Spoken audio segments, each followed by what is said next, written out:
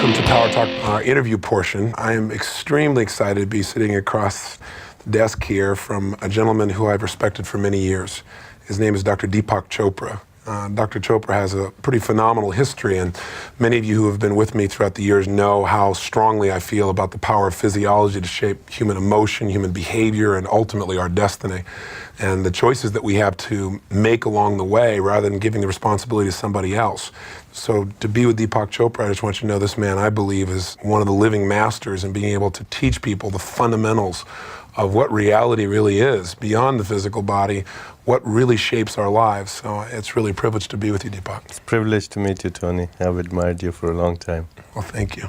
We're here in Lancaster, Massachusetts, and we're at the Ayurvedic Center, Health Center here. And I think maybe what we could do is start out by just giving people a little bit of your background. You have a very traditional medical background, and yet now you're considered by most to be, I think, the foremost expert in the area of understanding mind-body medicine or psychoneuroimmunology. Why don't you give us a little background? Where did the shift happen for you? The shift happened a while after I had been in practice. I was an academic to start with. I was teaching at Boston University School of Medicine and at Tufts, and for a while at Harvard. And that part was so exciting from an intellectual point of view and so challenging that I was very happy doing that. But when I really started going into practice and seeing patients, I found that the academic intellectual challenges, exciting as they were, really had very little to do with how people got well. Yes. I was sitting there spending all my day writing prescriptions, and at the end of the day I would feel that I had been a legal drug pusher, because what was I doing? I was writing prescriptions for tranquilizers, sleeping pills, and antibiotics. If I ever told my patients, listen, maybe if you stop smoking or cut down on your alcohol or changed your weight, perhaps we could wean you off some of these drugs. And they'd say, well, you know, doc, my mother-in-law says the same thing. She doesn't charge me $50. How do I do it? And if you look back, you realize that medicine perhaps has all the answers, but it doesn't have the technologies to make people want to change. Yes. Or even if they want to change, doesn't have the technologies to show them how to change. Yes. It was very frustrating. So it was my unhappiness that led me out from what I was doing. Pain drove you to something. Yes, pain. So what was the evolution of it then for you? Where did you begin to look? You were born in India, correct? Right. And so was your experience, your exposure to Ayurvedic medicine back then, were you going back to your roots? What triggered you to go there for the answers? Or did you start out there? No, actually I had a background in India, and some of it was a distorted perception of what Ayurveda was. I used to think of it as some kind of folklore or folk medicine. Yes. With a lot of herbology, but nothing more to it. In 1980, I started practicing transcendental meditation. In 1985, I was at a medical conference, and Maharshi was there in Washington. And after the conference, he sort of asked me to come to his room, which I did out of politeness more than anything else, because I wasn't interested in anything that had to do with quote-unquote mysticism. Yes. And I found him to be a very practical man. And we talked for a while, and he said to me that I should look, with my background in medicine, I should look into Ayurveda. I was polite enough to say that I would, but I didn't mean to. I left the meeting, and I went to the airport to go home. And at the airport, I met an old friend of mine from medical school, and he handed me a book. He said, this is about Ayurveda. Maybe you find it interesting. So I said, there's some message here. Yes. I read the book. It was fascinating. I went back to Maharshi. I said, send me to India. Let me meet all the people who are experts in it. I really want to get into this. And I did. Wow. Now, at that time, were you the chief of staff at New England? Yes, I was. They must have thought you were crazy. Yeah. Yes, I was. And initially, the response was, yes, that I was off the wall. My partners didn't know what I was up to. Some of them were even embarrassed about all the things I was engaged in. But I didn't care anymore. You're on a mission. I was on the mission, yeah. Now, what began to make you believe that you really have found some answers here beyond your traditional medical training? For one thing, I was able to influence people in a way I had never been able to do it. I was able to make them lose weight or stop smoking or give up alcohol, to make them want to be healthy.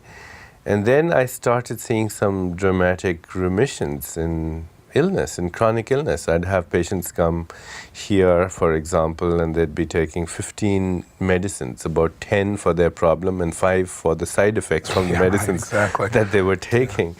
And within a week or two, we'd have them off everything, and they didn't have this problem anymore. They'd have bronchial asthma for 15 years, and now they don't have it anymore. Or they've been taking drugs for arthritis for 10, 15 years, and it's not there anymore. And then when we started seeing occasionally a dramatic remission, and somebody would say cancer, you start thinking, what's really happening here? Are we really, we've missed out on perhaps a few billion years of learning experience, because the human body, as it turns out, is an exquisite pharmacy. It makes every drug that Hoffmann-La Roche makes and more. Better quality. Better quality, the right dose, the right target organ, no side effects. Cheaper. You have access to it, and all the instructions are there in the packaging. Yeah. So I said, and it's evolved over billions of years of evolutionary time. All the mistakes, you can make the precise antibody for pneumococcus because some ancestor a few 100,000 years ago perfected that technique, and you have it inside your body. In your DNA. In your DNA. So why not use this huge library of information? So what prevents us from doing that? Interference. Social hypnosis? Yeah, it's the hypnosis of social conditioning. It's violation of basic, simple laws of nature that make our body function. There are simple processes going on in our body all the time.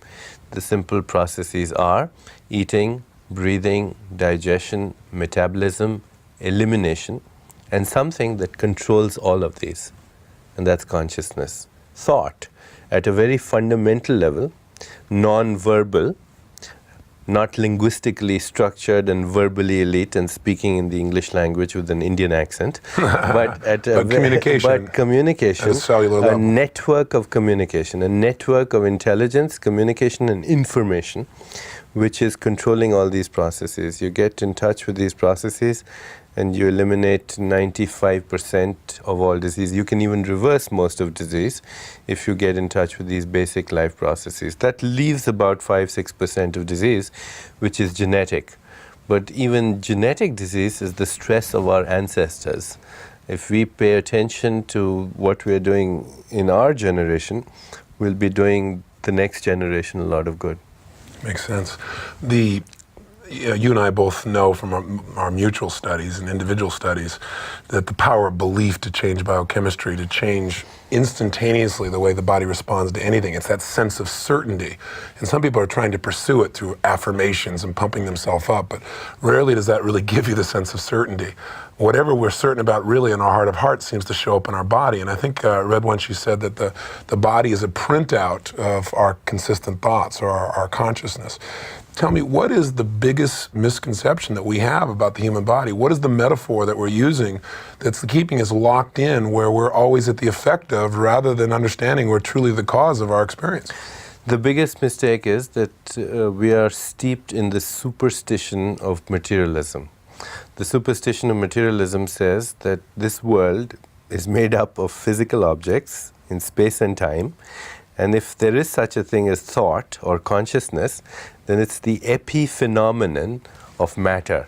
In other words, if I have thoughts and feelings and emotions and desires and instincts and drives and likes and dislikes and passions and hatred, if I believe in God or heaven or hell or salvation or damnation or communism or feminism, all these things occur because there's the dance of molecules in my body. That biochemical reactions somehow produce the epiphenomenon that we call thought. that we are physical machines that have learned how to think. Well, in fact, it's probably the other way around. Not probably, surely the other way around. I don't think most people in our culture realize what a placebo is. I really don't the think word, in fact, of course, the placebo, the word comes from the Latin root, I shall please. Yes. But what a placebo is the mechanics of creation. Originally, when placebos were found, they were discovered with analgesics, painkillers. Yes. So, and somebody found that if I gave you something which wasn't a painkiller, but you thought it was a painkiller, if I told you, look here, Tony, this is something that's going to kill your pain, and even inside there was nothing, not even sugar, it was biologically inert, then you would make something that would relieve the pain. And in fact, I could give you Narcan, which is a narcotic antagonist, and block the effect of the painkiller. In other words, the conclusion of this was that when you believed you were killing the pain with this drug, your body was making out stuff that was more powerful than any heroin you could buy on the street. Wow. Millions, in fact, 40,000 times more powerful than any heroin, as a result of just the idea that this thing really works. Again, this is not an affirmation. This is not pumping yourself up. No. This is not trying to convince yourself. No. It's just somebody said, if you wear this garlic, I'll tell you what, you're going to have the pain disappear. You're going to smell so bad, you're going to run away. Exactly. But when people believe that, which means when they feel certain, they send the neurotransmitters out. They hold this thought to be true. That's it. That's it. They hold this thought to be true, then the body sends out this heroin, which is more powerful than anything you can buy on the street. But now, the interesting thing is, I go to somebody else and I give them the same thing, and I say, this is going to get rid of your ulcer. Now, to get rid of the ulcer, you don't make heroin. You can't make a narcotic. You've got to make a very specific molecule. It's called an H2 receptor blocker. It has to interfere with hydrochloric acid binding to the receptors. So it's a very specific chemical. Now, I give you the same thing that I gave the other fellow who made heroin out of it. Okay? Now, I give him this other person the same thing. He makes an H2 receptor blocker. I go to a third person and he has high blood pressure and I need to lower his blood pressure. And for him, he needs another specific thing, which is called a beta blocker. It's another molecule. And the two couldn't be more dissimilar. He takes the same thing and he makes a beta blocker. Placebos work in cancer. You can go to somebody and you can say, well, this is a very effective chemotherapeutic drug. Not only will the cancer respond, but because they think it's chemotherapy, their hair will start falling out. They'll develop bleeding in the gums, and their platelet counts will also drop. So in each case, what you're doing is you're taking a belief, which is a thought, which you hold to be true, and converting it into a very specific molecule. A biochemical reality in your body immediately. Completely different printout. So in essence, what you're saying then is, if we could just get control of our sense of certainty, that internal notion, as I think you call it, where we actually were the director of it, which we really are anyway. We stop seducing ourselves or allowing others to be the director of our own thoughts. We can create any chemical we need to heal our bodies, and is what I'm hearing you say. Is that true? Yeah, because we are the makers of our bodies. You go to a deeper level in your awareness and you end up discovering that, in fact, you do create even the molecules of your body in every second of your existence. Yes. Very powerful.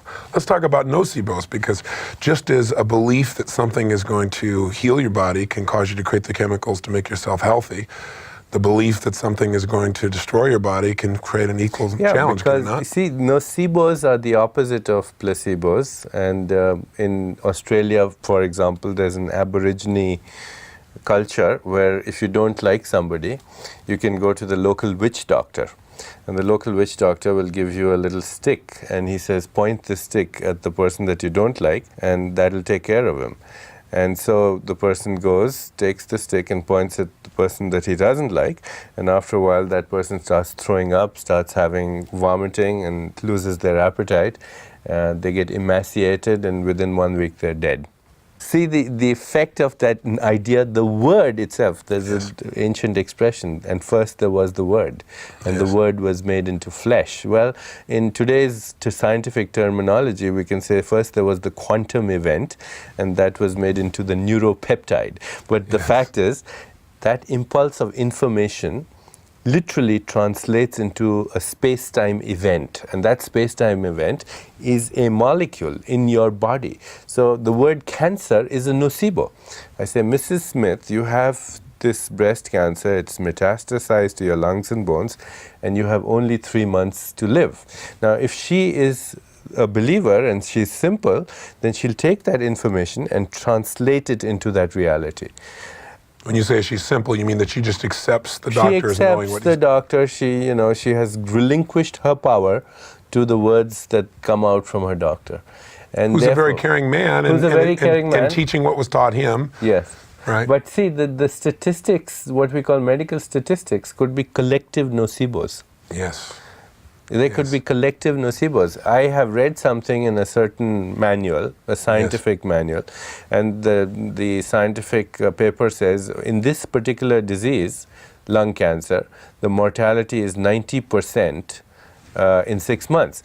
Now, I have no way of knowing when a patient walks into my office in which category he falls or she falls. She could easily be in the 10%, but because I have this statistic which I read, I reinforce it. 90% chances are that you won't recover. Now the poor fellow has gotten the wrong information because he could easily be in the 10%. In fact, maybe if we all started not employing these statistics, maybe the percentage would change. They would change. Yes. Because what the statistics are, a collective nocebo response. Powerful. Now, I remember you quoted in one of your books a study where they took, I believe it was rats, and they used camphor. Right. Why don't you share that study? That was very fascinating. Well, they took rats and they gave them injections of a chemical called poly-IC, which is an immunostimulant. It stimulates the immune system. And then they had them smell camphor at the same time. Right. And after a while, the rats would just smell camphor and stimulate the immune system. So neurologically, they'd been paired, or those listening, this is simply an anchor, as we call it. An anchor, as you call it, and neuro-associative condition response. That's right. As you would call it. That's right. Now you take another group of rats and you give them something that destroys the immune system and have them smell camphor at the same time. After a while, they'll smell camphor and destroy the immune system. Now you have two groups of mice or rats. In one group, if you expose them to pneumococci, they get pneumonia and die of it in a few days. If you give them carcinogens, they get cancer and die of it in a few weeks. Nothing happens in the others. The crucial difference between survival and death in these mice is the interpretation of a memory that they have linked to a stimulus. And again, I think the reason I brought this example up is this is not a conscious memory, as most people think in terms of consciousness, in terms of linguistics or communication. This is a neuroassociation, as we would call it. Yes, but it's not only a it's a cellular association. Yes, I understand. Because the whole body is at the deepest level. At the deepest level. Yeah. Because when I first started doing my work, one of the things I started to experiment with was taking people who had allergies and saying, listen, we've done this anchoring where you change what your nervous system associates to something, or probably more accurately, what your cells associate to something. We've done that with emotions. You think of your boss, and we should have had to condition it now so that instead of feeling this pain and worry or upset or anger or resentment, or automatically now you feel good. You don't have to think about it, it's automatic. Let's try this with your allergy. And I'll never forget, think of a time when you really absolutely felt vital physically, where you could just storm through anything, where you felt like nothing could stop you. And I would create a series of anchors where I could just touch them, for example, and bam, just like the camphor, they felt immediately incredible. They were firing off biochemistry. I wasn't familiar with that level. I just knew what I could see physiologically in terms of their posture and their breathing. Then I'd say, okay, now we're going to bring this, element in. And we did a variety of things, cat hair and so forth. People had those types of responses. We would fire off the anchor, expose them, cat hair, fire off. Pretty soon, cat hair made them feel great. They weren't sneezing. They didn't have the response. And when I first started telling people about it, they said, oh, this is anecdotal. But what I'm beginning to see now more and more, that this is, as you say, not just neurological, but at a deeper level. This is at a cellular level that we're conditioning ourselves in how to respond. Yeah, and the cells are nothing other than fields of information. And those fields of information are nothing but self-interpretations. That's all they are. In fact, I'm sure you know of this condition called multiple personality syndrome, where a person may be diabetic and go into a diabetic coma in one personality, and another personality, they don't have diabetes, where they have arthritis or something else. Yes. So their whole physiology changes. We take the same knowledge that you are talking of in terms of neuroassociative conditioning, and we use things like aromatherapy and condition, for example, a person to respond to the memory of a certain smell and teach them at the same time to slow their heart rate or get rid of the ulcer. Wow. So next time they have their ulcer pain, all they have to do is take a little bit of that smell, apply it over their upper lip, and the pain goes away. Or do you have hypertension, you just do it and the blood pressure falls. Wow. So it's very effective. That's exciting. Yes. Well, as you know, I'm sure olfactory is the most profound in terms of altering state of all the Right. five senses, Yes. and it's the deepest, I believe. Doesn't your nose develop before your brain develops as a Right. fetus? In fact, the nose, the olfactory bulbs are the hypothalamus. They're extensions of the hypothalamus, Yes. which is also called the brain's brain. Yes. And it controls emotion, memory, autonomic function, which is all the things that are happening spontaneously in the body, or we think they're happening spontaneously. These things, along with memory, are very closely, intimately linked. And behavior, of course, is Yes, an of outcome course. of all that. Of course. Well, I've been working at the grossest level called behavior. You've been working at the cellular level. I'm impressed. Well, it's the same thing, actually. Yes, well, they're completely Yeah, tied. There's yeah. no doubt. Well, I remember reading, I thought a nice phrase, I may be paraphrasing it, but you said, nothing happens in the mind, nothing happens without it happening in the body, I believe is what Right. you said, something to that level. And I think most people just don't realize that when they let themselves just go behaviorally, or let themselves just go emotionally, that they're really letting themselves go biochemically. Right. See, the thing is, we still have this idea that the mind and the body are two different things, but they're not. Yes. The body is a mind. In fact, the new terminology is body-mind. Right. And the body at a cellular level, go beyond the cells, you end up with molecules. Go a little beyond the molecules, you end up with atoms. You see, these atoms aren't material objects, they're particles. And the particles aren't material objects either. They're fluctuations of energy and information in a huge void of energy and information. So you get to so far beyond the facade of molecules, and you start ending up with a cloud of nothing. And you go beyond that cloud of nothing, and then you're left with absolutely nothing. But this absolutely nothing is the essential That's what the something is. The essential raw material of the universe is non-material. The essential stuff of the universe is non-stuff, but it's not just non-stuff, it's thinking non-stuff. Because out of its own nature, it creates everything. Well, people listen to us right now and hear this conversation, and some people, I think, will go into a deep trance and go, what was he talking about? Well, maybe they'll get out of their trance. Yeah, maybe they will. Maybe it'll wake up the trance. But I think we have to be able to stretch people's perceptions. Let's talk about something people are probably equally afraid of, or at least society is right now. Let's talk about AIDS.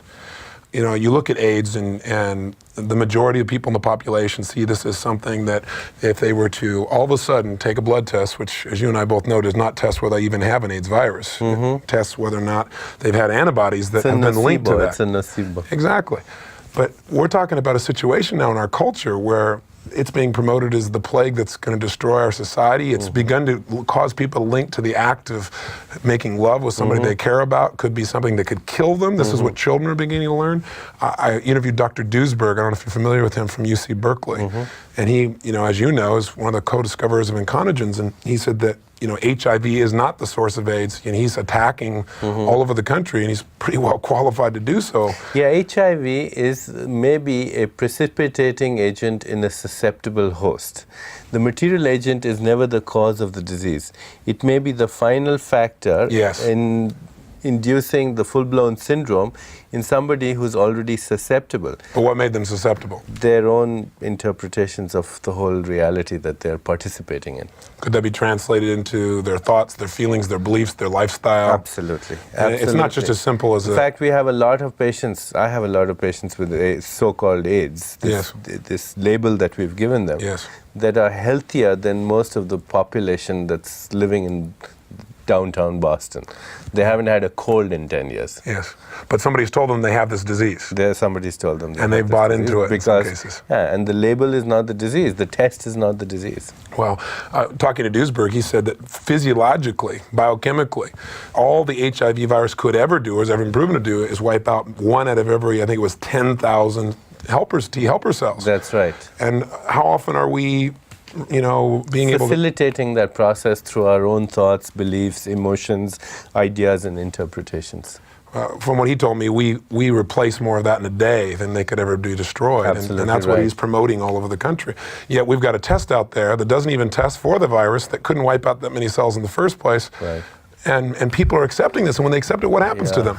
Well, when they accept it, then they make it happen. It's a self-fulfilling prophecy. Maybe they go take something like AZT, a side effect of which is immune suppression. Also, yes. I mean, the implications of this are enormous, mind-boggling, and frightening. Well, this kind of conversation, some people can listen to it. I'm sure even some people in the medical profession say, these guys are off their rock, or they could say that about me. It'd be pretty hard about you, although I'm sure they could push it. Yeah. What keeps us locked into this trap? What keeps us locked in this trap where we keep promoting a philosophy of fear where we must depend upon something or someone outside of ourselves to keep ourselves healthy? It's a collective belief system. It's the hypnosis of social conditioning. It's cultural, religious, social indoctrination. And it's a trap, as you said. It's a real trap because usually when you're in a prison, you can at least see the bars. In this case, you can't even see the bars. Psychologists call this phenomenon premature cognitive commitment.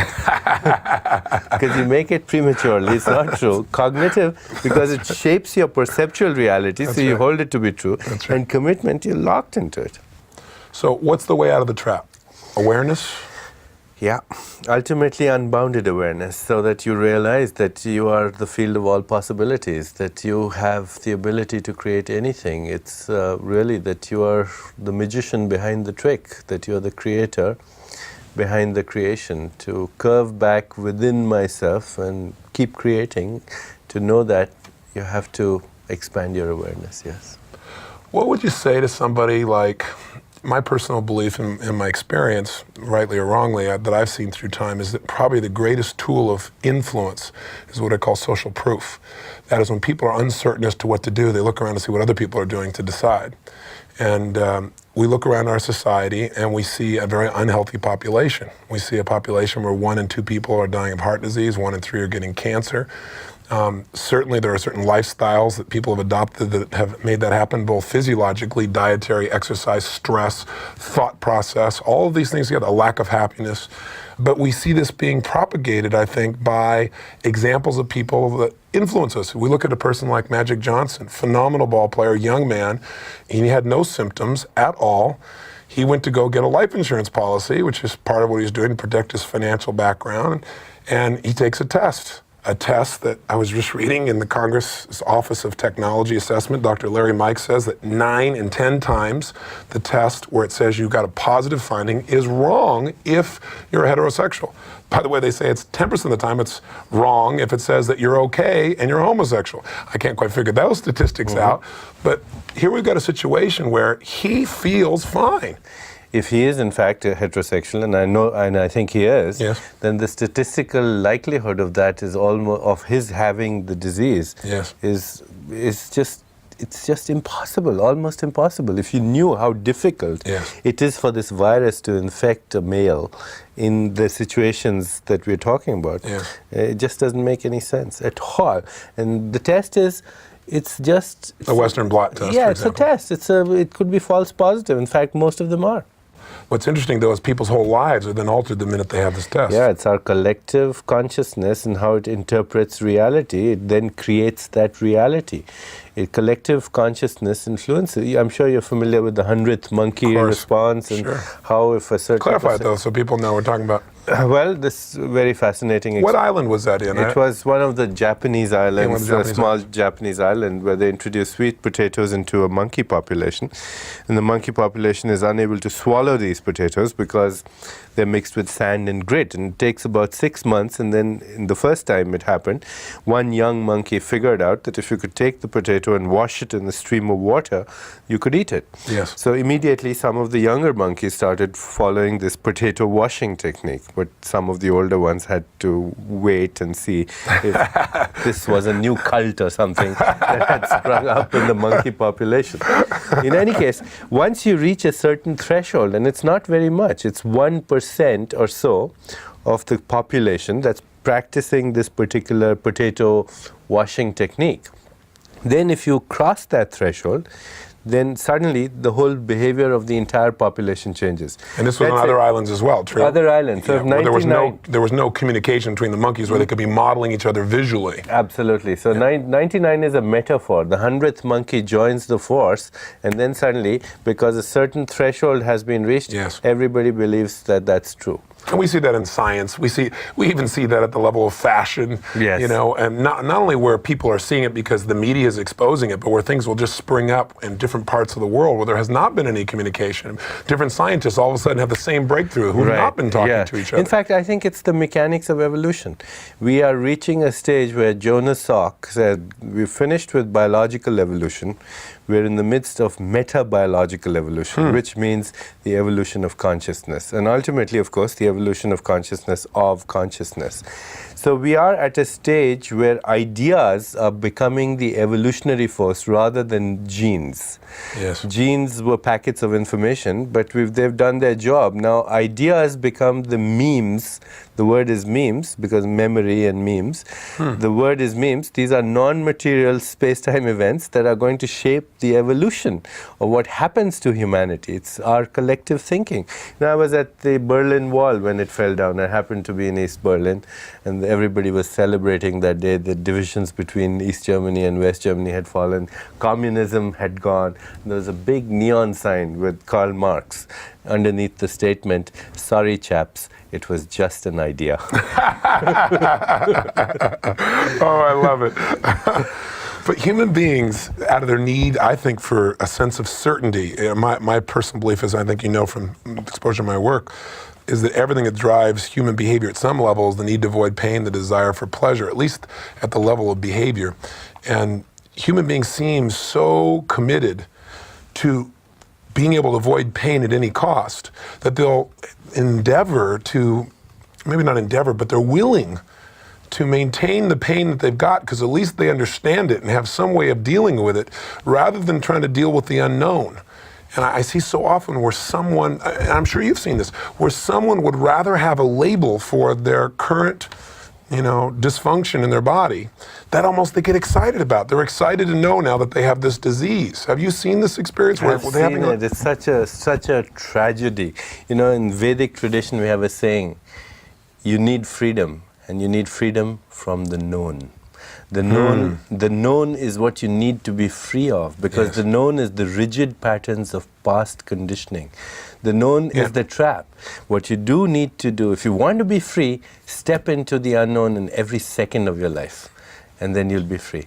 And then create from that unknown, because the unknown is the field of all possibilities. It's everything. But for most people, the unknown is the field of fear. For most people, what the unknown means is I could get hurt.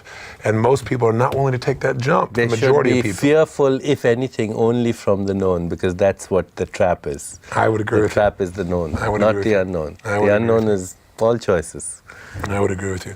Let me bring you back to AIDS one more time. My focus on it is only because it's in the headlines every day, and I think it's a great metaphor.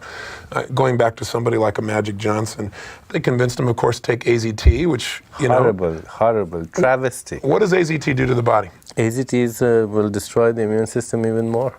And in fact, it causes all kinds of side effects. And there are statistics now that show beyond a shadow of doubt that AZT does nothing to the long-term morbidity or mortality of the disease. In the very beginning, it was passed after only being used for, was it 3 or 4 months initially? Wow. It was like, tossing a coin for a short period of time. There's a lot of money involved in all this. This is true. Also, I read recently that in terms of AIDS that I was reading an article and they were talking about that if you've ever had any kind of shot that had gamma globulin in it, that you will come up very easily. You can come up with... Oh, lots of false positives. Yes. False, not just gamma globulin. There are all kinds of antigens that are out there in the environment that can induce a false positive. In fact, I have a person, which I will not identify right now, who has held the world record for swimming and continues to hold it periodically, who has the same positive test but doesn't have the disease. Now, in the very beginning, they said, this was what always fascinated me. Correct me if I'm wrong, but I don't know of any disease where if you have the antibodies, it means you have the disease up until AIDS. I mean, the fact that you have antibodies should be showing that the body is doing its job, should it not? All it means is that you've been exposed to an antigen. Yes. That's it. And in this case, we don't even know if the antigen is the cause of such a syndrome. Or you see, HIV is one particular antigen. Right. There are thousands of antigens that have the same structure, can elicit the same antibody response. Interesting. Well, also the symptoms of AIDS, I believe there's 167 diseases that have the same symptoms, and they keep expanding the definition. Yeah, they keep expanding. I think we're creating a monster collectively. Well, the biggest monster I see is the fear, because fear, I think I read you had a wonderful definition of stress, because I think you were talking about aging, which I want to come to, but not yet. But you had a great definition. You said, I believe, that stress is really not based upon what's happening in the environment.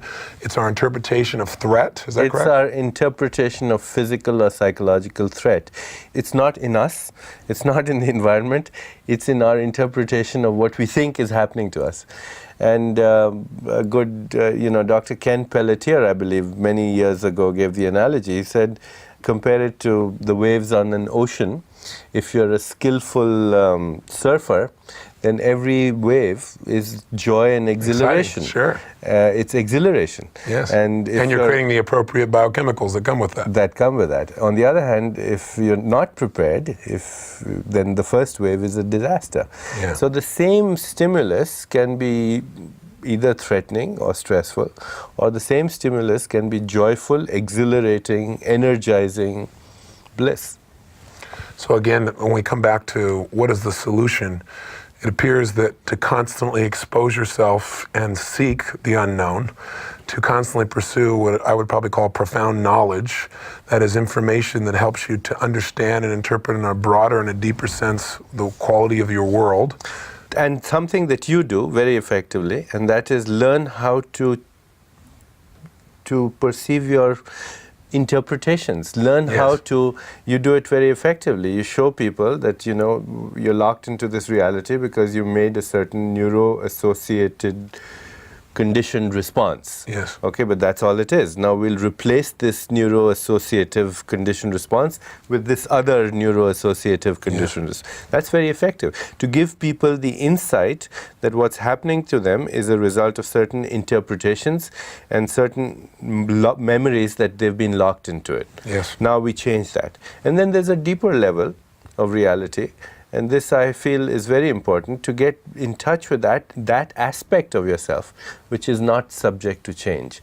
We've spoken about the body, we've spoken about the mind, but there's something which is more primordial to both the body and the mind, and that is the spirit. Yes. I am the experiencer, not the experience. Even though, of course, I get locked into these experiences, but in every experience, there is a part of me that is still unchanged. Yes. It's the experiencer. If I can find the experiencer in the midst of every experience and get in touch with that experiencer, I'll discover that the experiencer, the original experiencer, is just a silent witness that never changes. It's that non-changing part of myself. And that's the part of you that's without fear. That's part of you that's without fear, because all fear ultimately is the fear of change. It's the fear of mortality. And that part of you is immortal. It doesn't know any kind of change. It's absolute. Well, it's interesting if, what we're really saying is that consciousness really is what shapes all forms of destiny, physical, emotional, psychological, spiritual. Yes. And that in essence, if we choose to finally realize that we can direct that consciousness, that we can direct everything we experience in life. Yes, consciousness is a field of all possibilities. It's pure potentiality. Einstein defined the field when he was talking in terms of space-time, field, matter analogies. He said, in the new reality, in the new physics, there's no place for both matter and the field. The field is the only reality. And the field, instead of being an actual model for space-time events, it's the continuum of all possible states of energy and information that subsequently manifest as space-time events. And I am the field. When you say you're speaking of the unified field, or are you speaking of what people call the unified field? Yes, I'm speaking of the unified field. In my, all of matter ultimately boils down to force fields, and these force fields are also information fields. Yes. Ultimately, they come from the field, which is one unified field from where everything comes. And my base